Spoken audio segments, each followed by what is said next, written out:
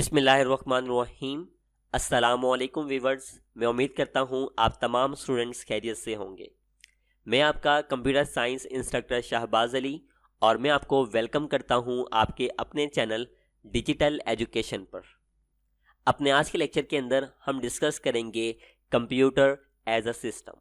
इसको डिस्कस करने से कबल हम देख लेते हैं कि अभी तक हमने इस चैप्टर के अंदर क्या डिस्कस किया। आपको इस चैप्टर के अंदर सबसे पहले तो बताया गया कि सिस्टम्स क्या होते हैं। सिस्टम बेसिकली इटसेल्फ जो होता है वो मुख्तलिफ कंपोनेंट्स पर बेस करता है और तमाम के तमाम कंपोनेंट्स कोई ना कोई ख़ास काम परफॉर्म करते हैं और उन तमाम कंपोनेंट्स का आपस में मिलकर काम करने से एक ख़ास ऑब्जेक्टिव हासिल होता है।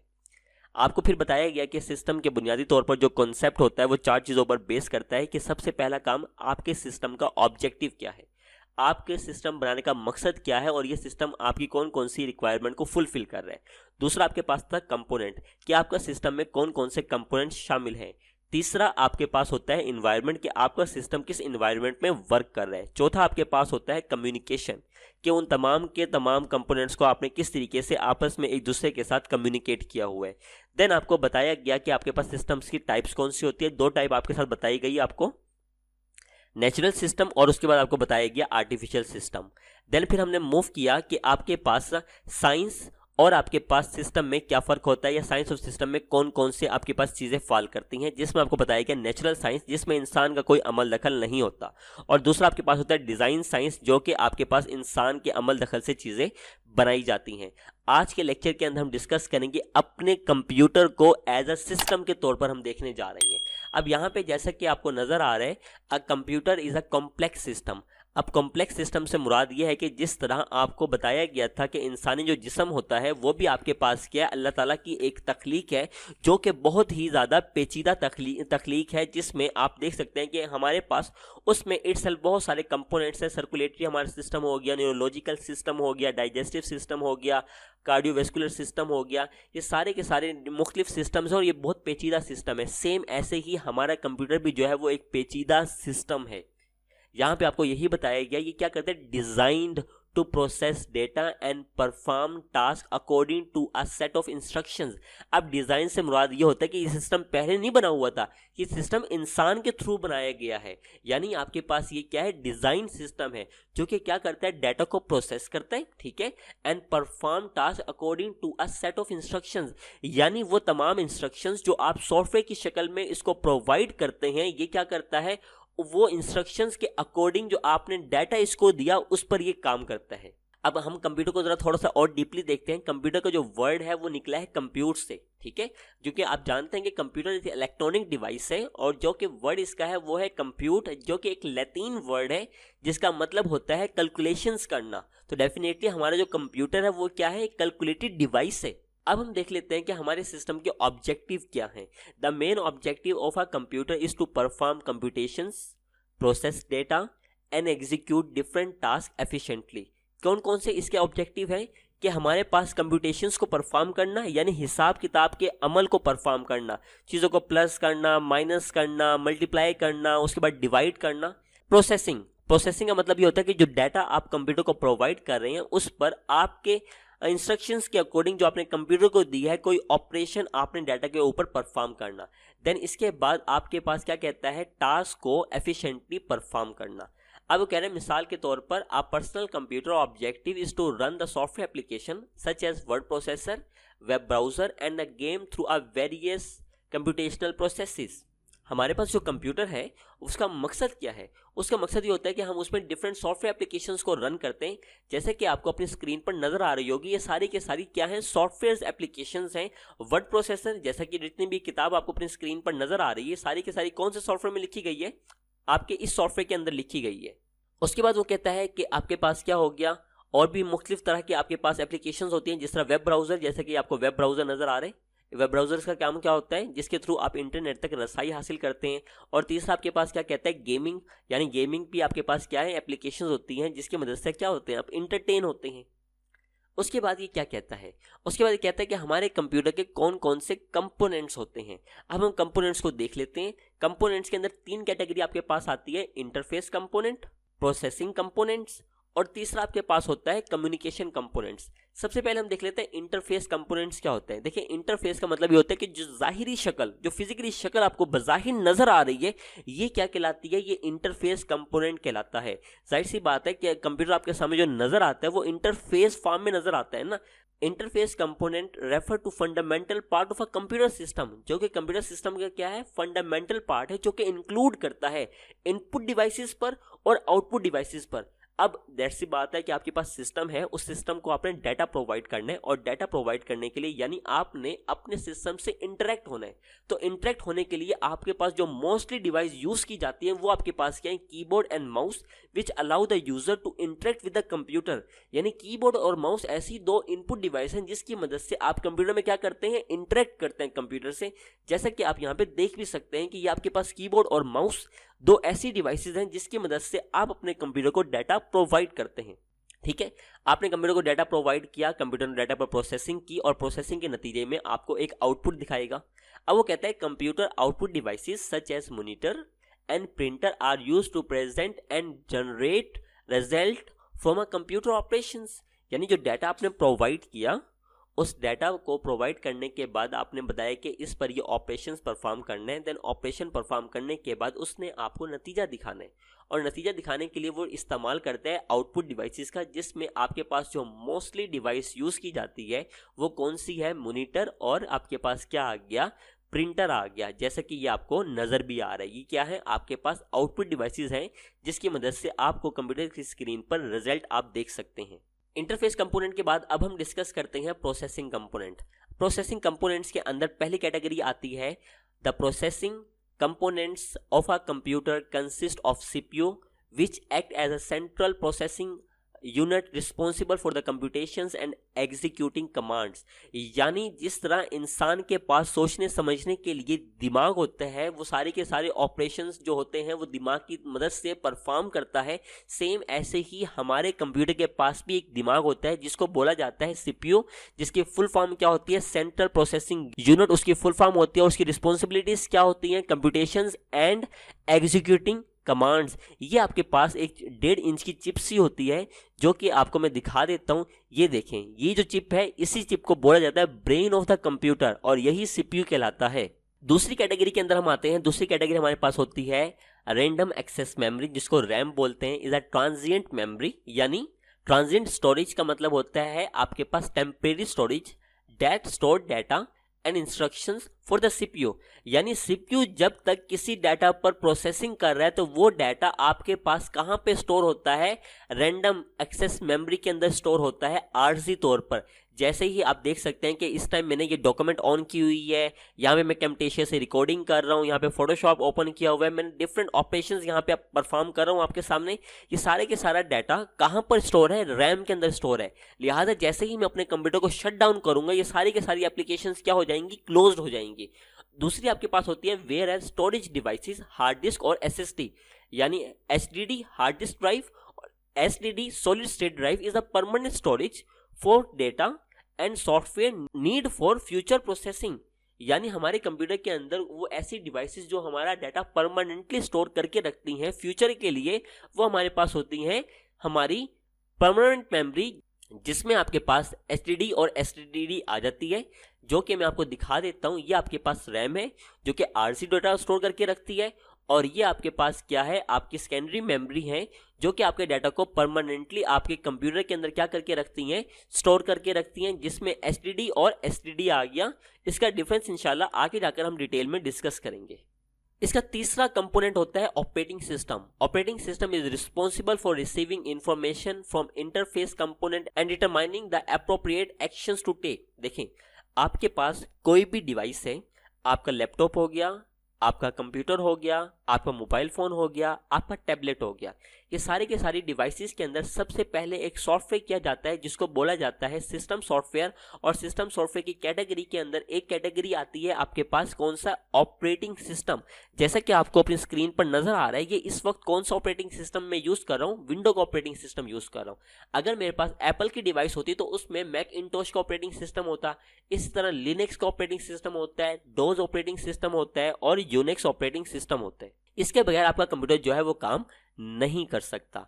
उसके बाद चौथा कंपोनेंट आता है application software, refer to program that are executed by the operating system, यानी वो प्रोग्राम जो कि एग्जीक्यूट किए जाते हैं ऑपरेटिंग सिस्टम के द्वारा, when required to perform one or more specific task, जो कि क्या करते हैं, किसी खास मकसद के लिए बनाई जाते हैं।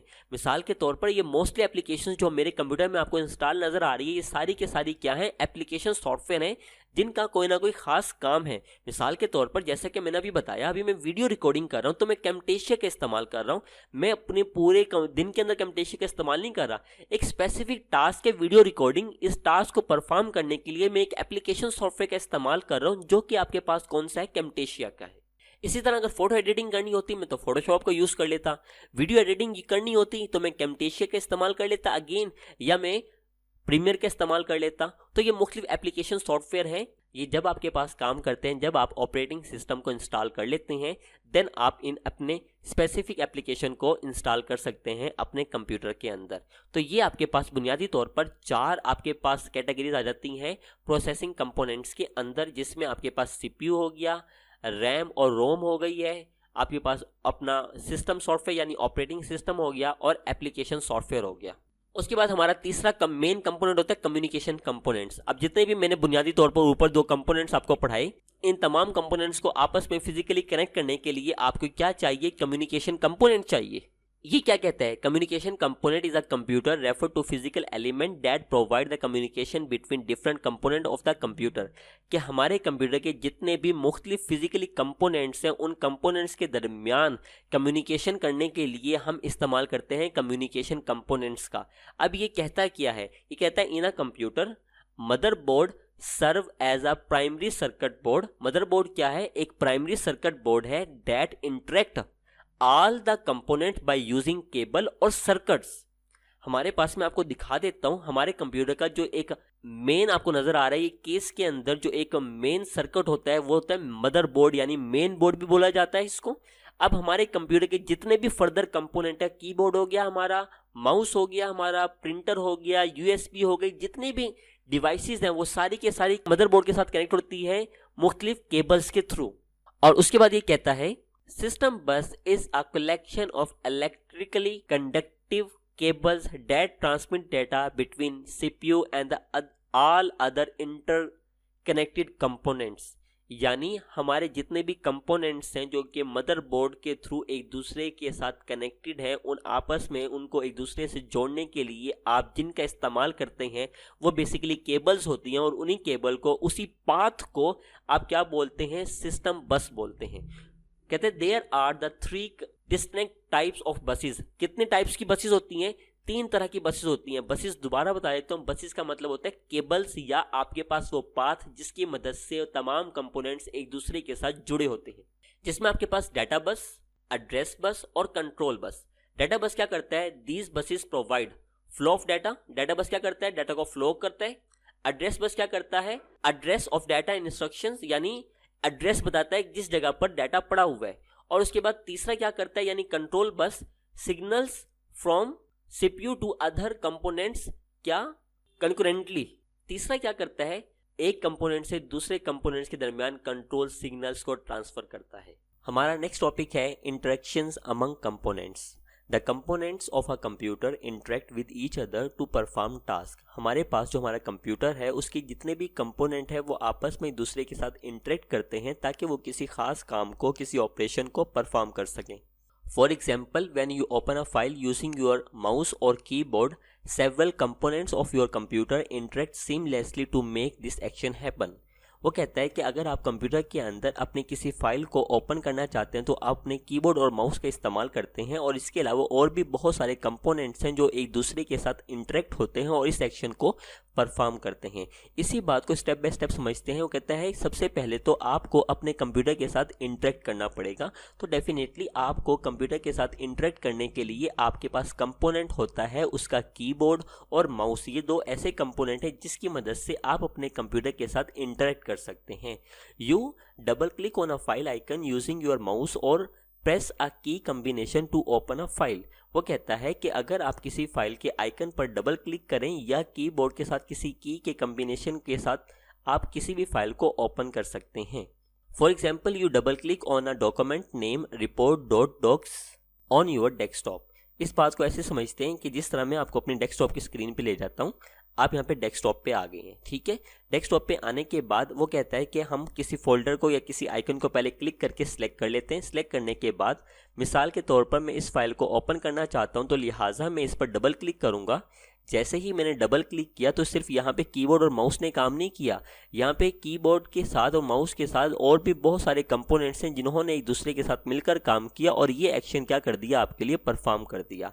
चूंकि ये एक MS वर्ड की फाइल है तो यहाँ पे मैं आपको दिखाता चलूँ, इसकी प्रॉपर्टीज़ में जाकर इसकी एक्सटेंशन होती है .docs, जो कि ये बताता है ये MS वर्ड की फाइल है और इसके अंदर ओपन होगी। इस तरह आपके पास कोई इमेज है, JPG हो गया, PNG हो गया, ये सारी के सारी क्या होती है, एक्सटेंशंस होती हैं, जो कि साथ साथ ये भी बताती है कि वो फाइल किस किस्म की फाइल है, कौन से सॉफ्टवेयर की फाइल है। दूसरी बात वो ये कर रहा है, द माउस और keyboard send a signal to the computer indicating that you want to open a file. अब जैसे मैंने आपके सामने एक फाइल ओपन करके दिखाई अपने कीबोर्ड या माउस का इस्तेमाल करते हुए, आप ये काम कीबोर्ड की मदद से भी परफॉर्म कर सकते हैं। मैंने माउस की मदद से उस आइकन पर डबल क्लिक किया तो बेसिकली मेरे माउस ने क्या किया, एक सिग्नल जनरेट किया और सिग्नल को सेंड किया हमारे कंप्यूटर को, जो कि इस बात को बताता है कि मैं इस फाइल को ओपन करना चाहता हूँ। For example, the mouse send sensory input to the computer operating system through the USB connection. जैसे कि आप देखते हैं कि जो आपका माउस है, मैं यहाँ पे आपको दिखा देता हूँ, ये क्या होता है, USB कनेक्शन। ये USB कनेक्शन की मदद से हमारे जो USB का पोर्ट है उसके अंदर इंसर्ट होता है और हमारे ऑपरेटिंग सिस्टम को एक सिग्नल सेंड करता है, जो कि ये बताता है कि हम इस फाइल को ओपन करना चाहते हैं। अब हम चलते हैं हमारे नेक्स्ट टॉपिक की तरफ, जो कि है इसका इन्वायरमेंट। इन्वायरमेंट जैसे कि आपको पहले ही बताया था, आपके सिस्टम जिस इन्वायरमेंट के अंदर सर्वाइव कर रहा है, ये जो एडिशनल चीज़ें, जो बाहरी चीज़ें हैं जो कि आपके सिस्टम को चलने में मदद पर फराहम करती है, वो क्या करते कहलाता है, आपका इन्वायरमेंट कहलाता है। The computer systems environment include any external device that interacts with the computer, यानी कोई भी एक्सटर्नल डिवाइस जो कि कंप्यूटर के साथ इंटरेक्ट करती है, वो कंप्यूटर का क्या कहलाती है, इन्वायरमेंट कहलाती है।